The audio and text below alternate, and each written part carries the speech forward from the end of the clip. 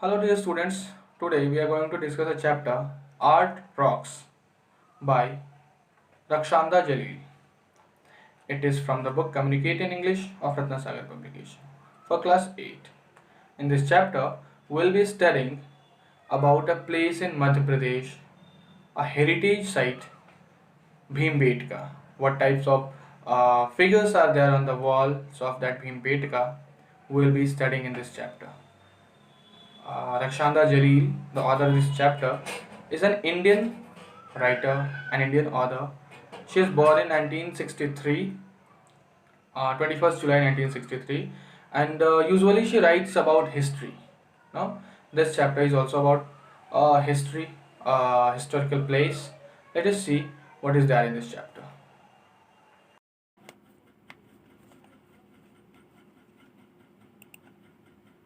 Art rocks. The name of the chapter. The arts on the rocks. Rocks के ऊपर किस तरह के आर्ट्स हुए हैं will study in this chapter. This travelogue is about Bhimbetka, the prehistoric rock shelters in Madhya Pradesh, where early humans painted scenes from their life and their world. This travelogue is about Bhimbetka, which is in Madhya Pradesh, और वहाँ पे बहुत सारी paintings हैं on rocks, which we gonna study now. And those paintings were about their lifestyles in early ages.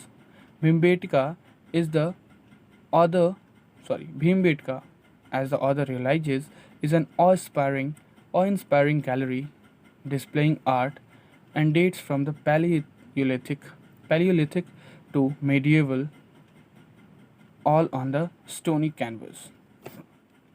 So the author realizes Bhimbetka as a canvas, as a stony canvas, मतलब canvas पे जहाँ painting करते हैं, लेकिन यहाँ तो painting नहीं थी. सो ही सेज कि वहाँ जो कैनवस है वो स्टोन का था, और उस पर उन्होंने रियलाइज़ किया कि वो ये पैलियोलिथिक एज से लेके medieval age, palaeolithic age is called stone age, बहुत पुराना time, stone age and medieval age, सबका उसमें एक्सप्लेनेशन या फिर यूँ कहें कि विजुअलाइजेशन दिखता है वहाँ पे.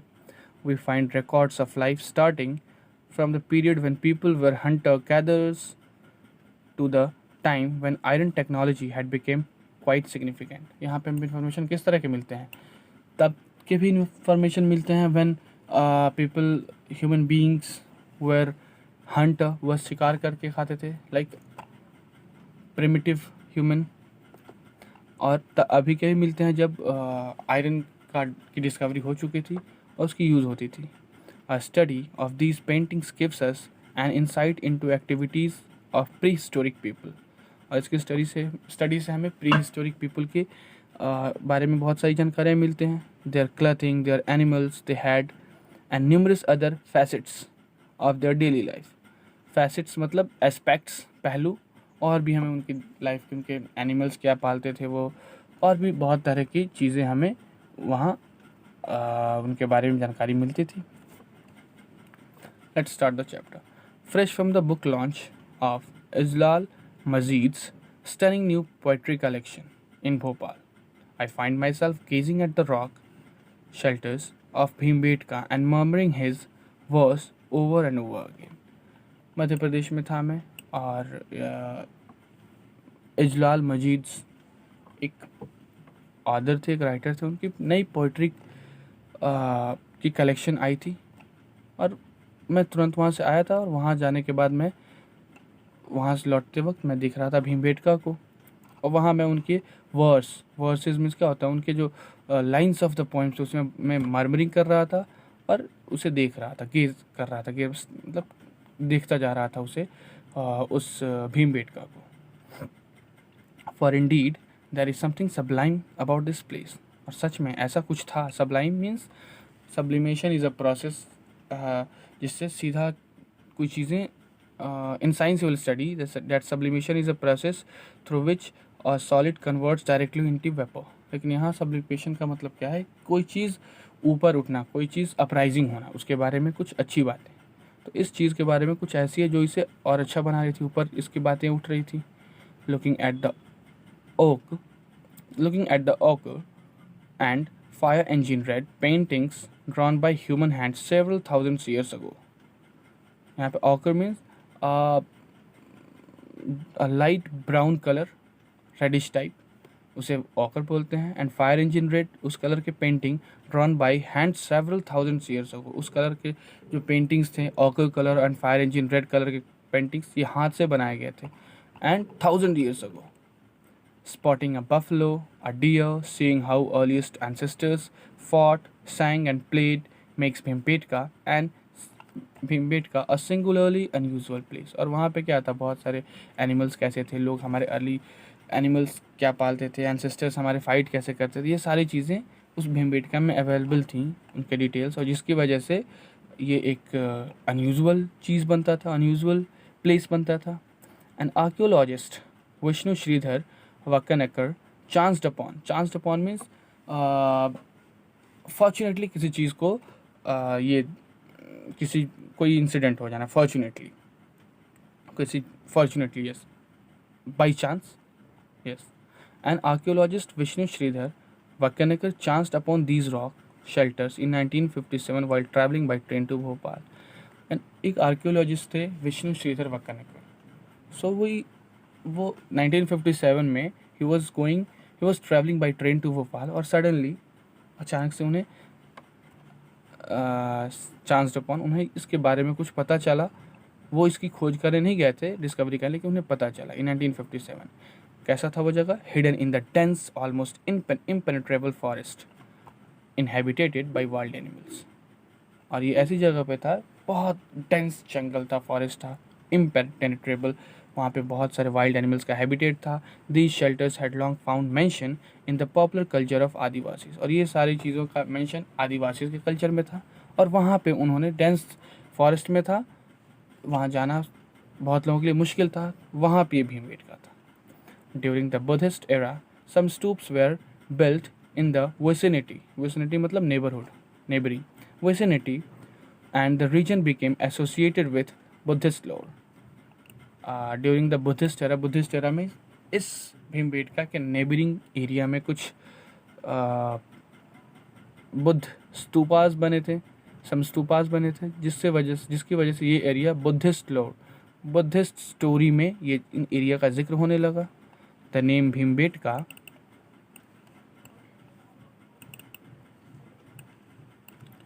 however is associated with Bhima, the warrior prince of the Mahabharata, known for his immense strength। Bhimbetka का नाम भीम पे पड़ा था। Bhim, I think you all know about the Bhim, the one of the mightiest warrior of the Mahabharata epic, उन्हीं के नाम पे ये पड़ा था। The word Bhimbetka is also to be said is said to be derived from Bhimbetka, meaning the बैठक।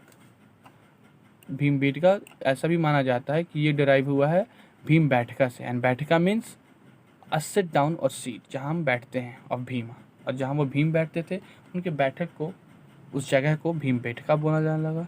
And then in the course of time Bhimbetka फिर भीमबेटका बन गया। वक्कनकर्स serendipitous discovery brought the 700 odd rock shelters। और वक्कनकर, the name of that archaeologist was Vishnu Shridhar वक्कनकर, जिन्होंने suddenly chanced upon, उन्होंने fortunately इसको discover किया था। सो उन्होंने वो एक वक्कनकर सेरेंडिपिटस डिस्कवरी बॉट, बहुत ही अच्छी डिस्कवरी थी उनकी, ब्रॉट द 700 ऑड रॉक्स। और इसमें क्या था, लगभग 700 ऑड रॉक्स थे, अलग अलग डिफरेंट रॉक्स थे, spread over 10 kilometre, and stunning paintings in red और white with the occasional flash of yellow और ग्रीन। ये जो थे लगभग 10 किलोमीटर्स में स्प्रेड हुए थे, फैले हुए थे, इन रेड और white with occasional flash of yellow और ग्रीन। रेड और येलोइश कलर था उनका स्टोन्स का, एंड वहाँ पे फॉरेस्ट था, तो थोड़ा ग्रीनिश कलर भी के ऊपर ऐसा लग रहा था, ग्रीनिश कलर के ऊपर रेड कलर फैला हुआ है और ब्राउन कलर फैला हुआ है। To world attention causing on UNESCO to declare them a world heritage site in 1970। और इन सब चीज़ों की वजह से, जो 700 ऑड रॉक्स थे 10 किलोमीटर में फैले हुए, इन सब चीज़ों की वजह से यूनेस्को की नज़र इस पर गई और उसने इसे वर्ल्ड हेरिटेज साइट बता दिया कि ना डिक्लेयर कर दिया that Bhimbetka is a world heritage site in 1970। What is UNESCO? UNESCO is a organisation जो कल्चरल और साइंटिफिक चीज़ों को बताता है कि कौन सी चीज़ें कल्चरल से रिलेटेड है। The full form for UNESCO is United Nations educational scientific and cultural organisation. Situated 45 km from Bhopal at the southern edge of the low-lying Vindhyachal hills. These rock shelters are made of massive sandstone rocks balanced on each other to form natural shelters from the sun, wind, and rain. This Bhimbetka is 45 kilometers away from the Bhopal and it is situated in the southern low-lying Vindhyachal range, Vindhyachal hills. No? और ये इस तरह का shelter है. It is made up of sandstone rocks जो एक दूसरे के ऊपर रख के बैलेंस किया गया है, जिसके अंदर आप सन से, विंड से, रेन से, सबसे आप शेल्टर पा सकते हैं. On the smooth undersized of the underside on the smooth underside of the rock faces, we find painted scenes from an ancient past showing the earliest traces of human life in India. और उसके जो inner wall थे उस shelter के, उस पर बहुत सारी पेंटिंग्स थी जिससे हम एंशियंट टाइम के earliest trace of human life we can find out कि पहले कैसे लोग रहते थे.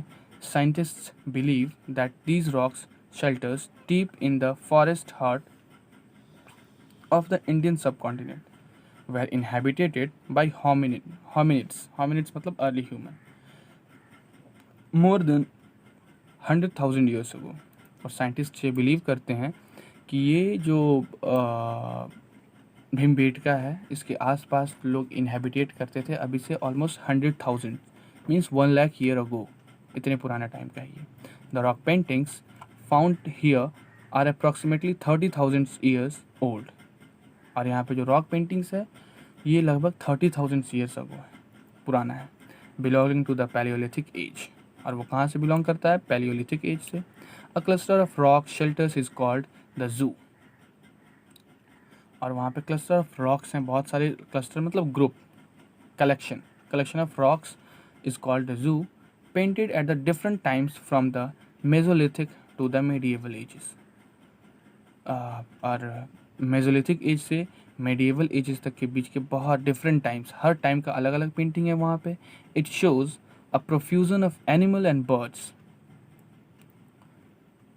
इन the most vivid colours, life like forms. और ये एक प्रोफ्यूजन मतलब we can say enough, yes, it shows a enough और profusion of animals and birds in the most vivid colours and life like forms. और इसकी वजह से animals का, बर्ड्स का एक बहुत ही एनफ एक कलेक्शन ऑफ पेंटिंग्स है वहाँ पे.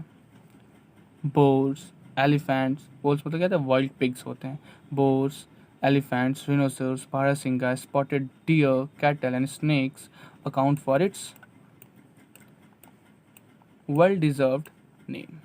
और इसका जो वेल डिजर्व्ड नेम है भीमबेटका, ये इसके लिए बिल्कुल एकदम परफेक्ट है कि यहाँ पे बहुत सारे एनिमल्स, बहुत सारे बर्ड्स, स्नैक्स, इन सब का वहाँ पे पेंटिंग्स हैं.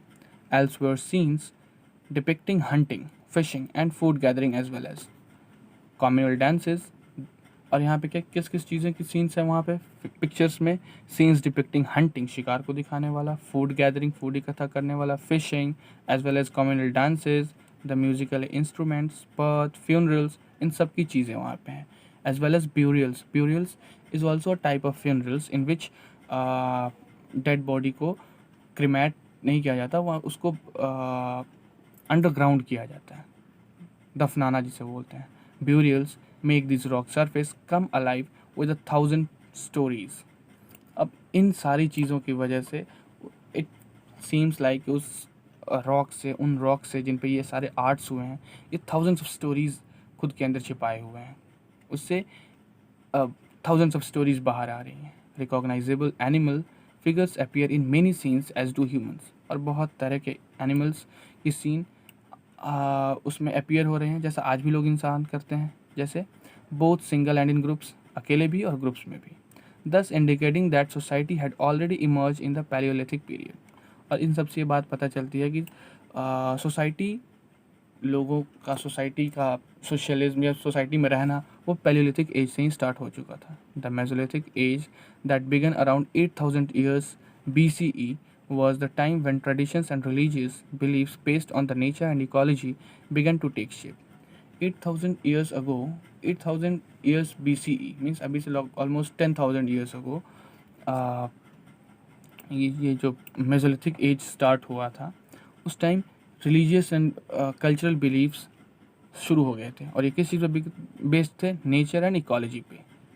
The Bhimbetka paintings bear witnesses to how a great civilization came into being, how its foundations were laid in crude line drawing, and how later generations filled these outlines with color, detail, a sharp eye, and a lively imagination.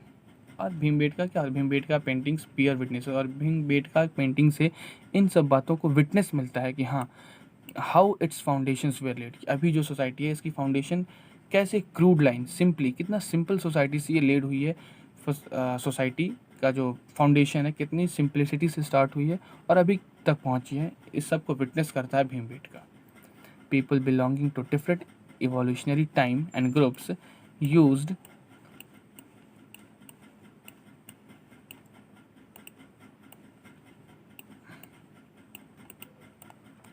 The same rock surface as their canvases, और वो एक shelter बन गया था Bhimbetka, and different time में different ages के लोग आते थे वहाँ पे, and they use that wall of rocks as their canvases. Thus multiple scenes are either superimposed और ड्रॉन अलॉन्ग साइड, इसलिए वहाँ पे बस एक ही तरह के सीन्स नहीं है, अलग अलग एज के लोगों ने, अलग अलग टाइम के लोगों ने अलग अलग पेंटिंग्स की हैं। The oldest and most muted comparatively cruder paintings, और उसमें जो सबसे पुराने वाली हैं वो क्रूडर पेंटिंग है, are usually closer to the rock base, और वो रॉक के बेस में सबसे नीचे हैं, मतलब पहले कुछ लोग नीचे पेंटिंग कर गए, फिर नेक्स्ट वाले एज में नेक्स्ट टाइम में कुछ लोग उससे ऊपर करते गए, तो रॉक बेस में जो नीचे वाला बेस की तरफ जो रॉक्स हैं उसमें जो पेंटिंग्स हैं क्रूडर पेंटिंग, वो सबसे परहैप्स सबसे पुरानी पेंटिंग्स हैं। As the eye travels upward the scenes are remarkable for the that detailing, और जैसे ही आँख ऊपर की तरफ हम देखते हैं ये बहुत रिमार्केबल पेंटिंग है, डिटेल देखना पड़ता है उसका, डिटेल में क्या क्या है चीज़ें। आई स्पॉटेड डियर, अ गेली डेकोरेटेड हॉर्स, गेली मीन्स एक हैप्पी डेकोरेटेड हॉर्स की पेंटिंग्स है वहाँ पे। पेंटिंग मीन्स यहाँ पे पेंटिंग उस तरह की नहीं है, यहाँ पेंटिंग है लाइक समथिंग लाइक स्टैचू, उस पर कार्विंग किया गया है स्टोन पे। A man carrying a plumed handed held insignia, a plumed is a type of fruit, so a man carrying a plumbed handheld insignia means an emblem, some किसी organisation या किसी membership को show करने के लिए कोई एक निशान या कोई चिन्ह। Insignia similar to the ones still used by Adivasi dancers, और ये जो इस इंसिग्निया उसमें फिगर है उस तरह की इंसिग्निया आज भी आदिवासी डांसर लोग यूज़ करते हैं। Horse borne riders carrying blunt stone instruments and then progressively bows and arrows, कैसे कैसे प्रोग्रेस हुआ है, पहले हॉर्स बोर्न राइडर्स, हॉर्स वो लोग कैरी कर रहे हैं, राइडिंग कर रहे हैं, कैरिंग ब्लंट स्टोन इंस्ट्रूमेंट्स, उनके पास जो इंस्ट्रूमेंट्स हैं वो ब्लंट है, बहुत अच्छे नहीं है, शार्प नहीं है।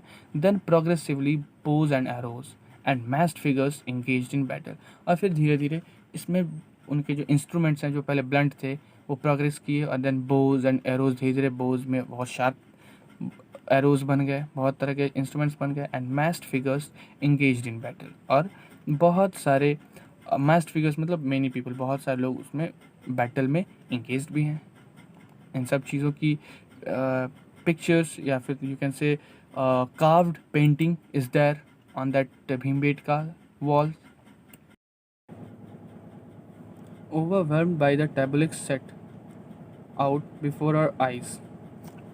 Tableaux is a figure which tells us the stories, records about the history. Okay.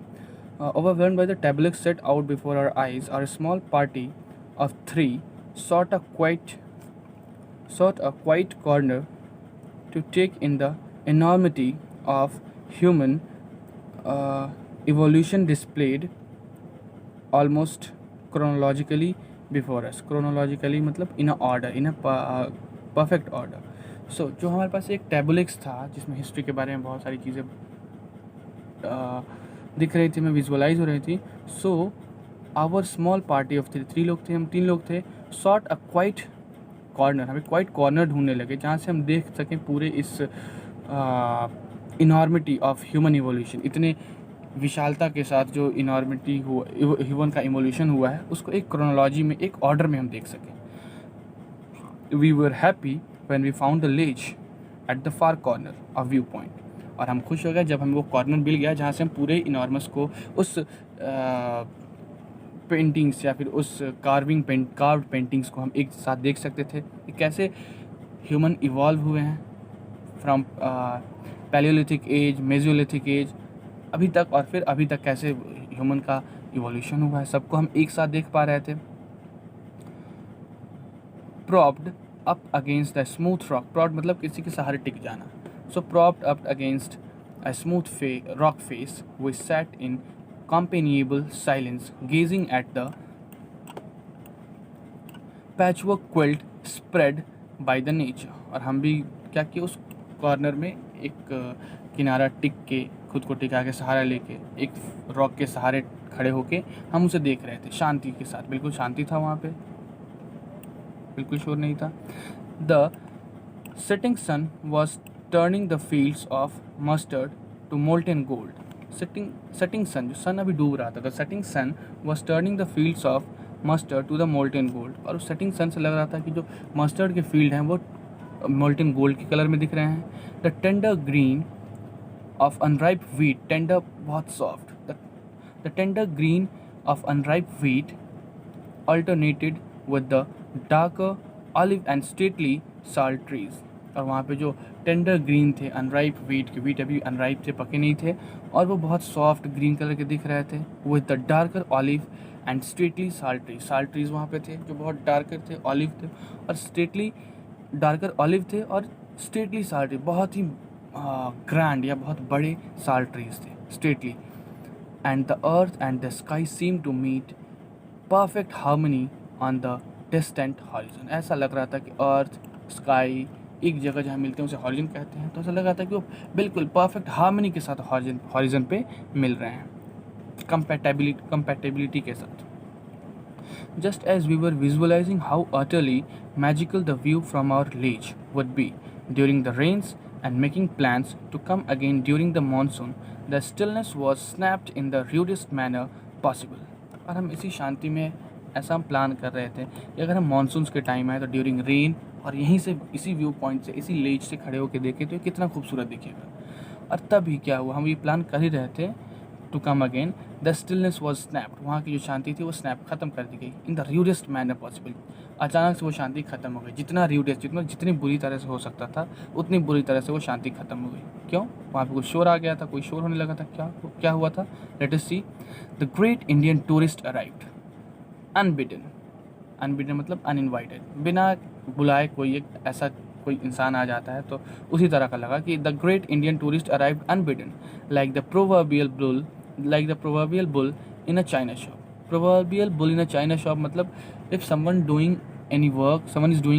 any work in very carelessly, we can use that phrase that he is doing like proverbial bull in a China shop। तो वैसे ही एक foreign tourist आ गया, the great Indian tourist arrived unbidden, बिना बुलाए great Indian tourist आया, like the proverbial bull in a china shop, एकदम carelessly proceeded to have a long and loud conversation on his cell phone. और क्या कर रहा था?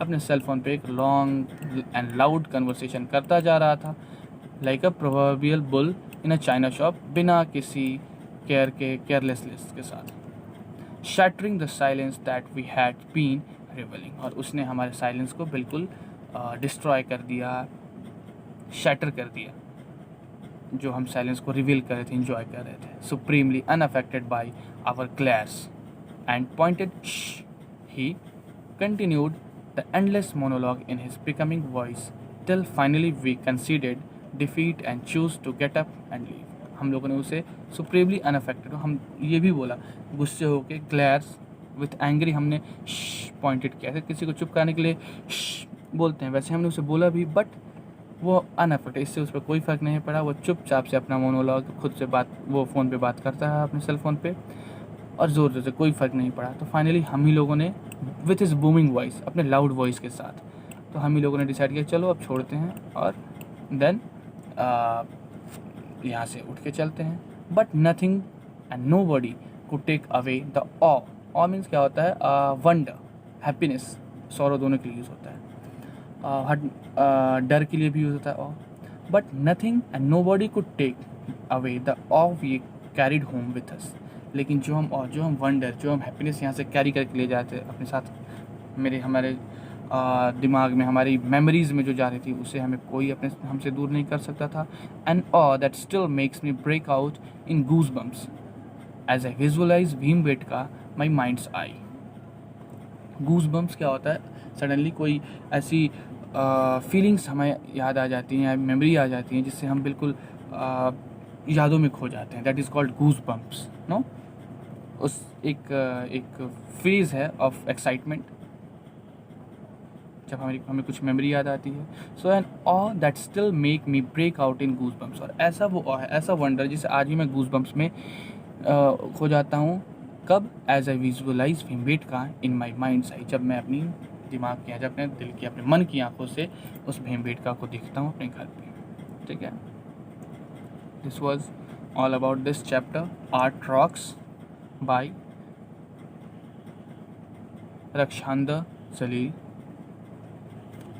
It is an article from the Hindu. So I think it was helpful for you. If it is, do like and subscribe so that I can get to know कि आपको ये समझ में आया. Thank you.